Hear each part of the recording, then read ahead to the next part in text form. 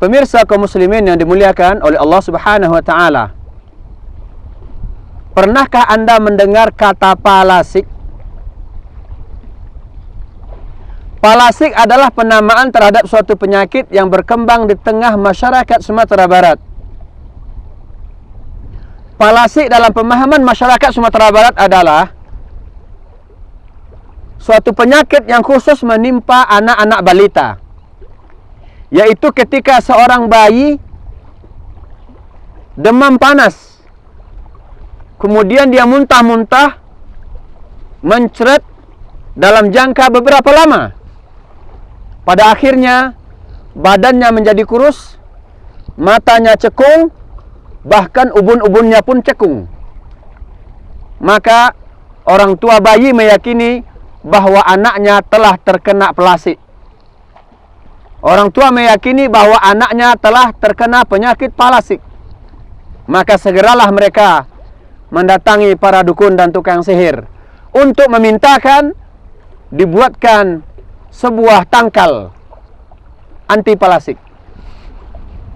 Biasanya tangkal anti palasik terbuat dari besi yang dipakaikan sebagai gelang tangan, atau biji-bijian, daun-daunan, atau bahagian dari buah-buahan, atau bahagian dari sayur-sayuran, kemudian dibungkus pakai kain putih, kain merah, atau dengan kain hitam. Kemudian diikatkan dengan suatu tali, kemudian digantungkan ke leher bayi. Maka diyakini bayi telah diberi tangkal anti palasik. Maka diyakini bayi seseorang telah terlindung. Bahkan anehnya, ada seseorang yang sengaja menyematkan bawang putih pada baju bayi. Selalu melekat pada baju bayi dan dipakai dalam jangka waktu yang begitu lama, sampai bawang putih itu pun lapuk. Sebetulnya bagaimanakah pandangan syariat Islam terhadap penyakit ini? Adakah yang namanya palasik? Ternyata palasik adalah suatu penyakit yang khusus terkenal di Sumatera Barat. Atau penamaan terhadap palasik, penamaan yang berasal dari Sumatera Barat atau ranah Minang. Bisa jadi pemirsa yang dimuliakan Allah,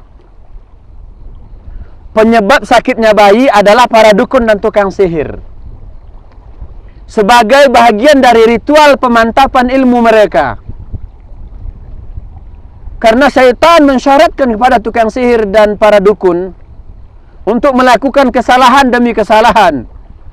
Kalau perlu pembunuhan demi pembunuhan, untuk memantapkan ilmu pedukunan atau ilmu sihirnya. Setiap kali seorang dukun dan tukang sihir ingin meningkatkan kualitas ilmunya, maka syaitan mensyaratkan kepadanya untuk menambah lagi kesesatan demi kesesatan, untuk menambah lagi perbuatan-perbuatan aniaya dan kezaliman. Bisa saja seorang tukang sihir dan dukun sengaja menatap bayi dengan tatapan tajam yang diiringi oleh keinginan-keinginan tertentu. Pada akhirnya bayi pun sakit. Pada akhirnya tukang sihir kembali didatangi oleh orang tua pasien, oleh orang tua bayi, untuk membuatkan azimat anti palasik. Apabila seorang tukang sihir atau dukun atau siapa saja menatap seseorang, termasuk bayi, dengan tatapan yang tajam dan diiringi oleh keinginan-keinginan tertentu, apalagi keinginan-keinginan jahat, maka itulah yang disebut al-ain.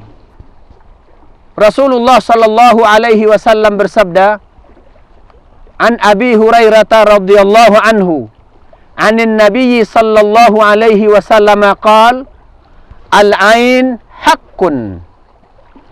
Dari Abu Hurairah, semoga Allah meridainya, dari Nabi sallallahu alaihi wasallam, Rasulullah bersabda, Al-ain benar adanya. Penyakit yang diakibatkan oleh pengaruh pandangan benar adanya.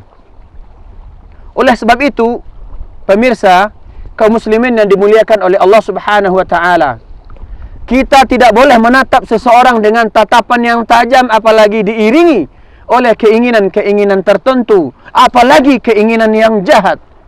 Maka orang yang kita pandang bisa jatuh sakit dan susah untuk diobati.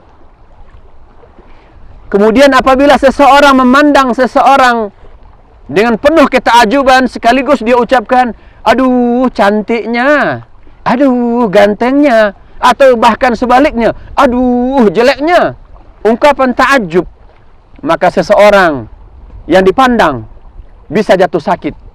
Inilah yang disebut dengan al-ain.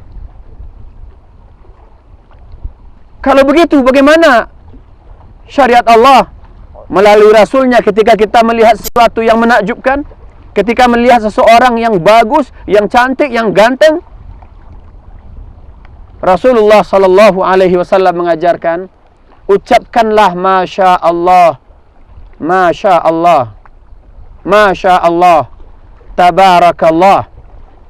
Apa yang diinginkan Allah terjadi. Keinginan Allah Subhanahu wa taala maha mulia, maha tinggi, maha agung Allah Subhanahu wa taala.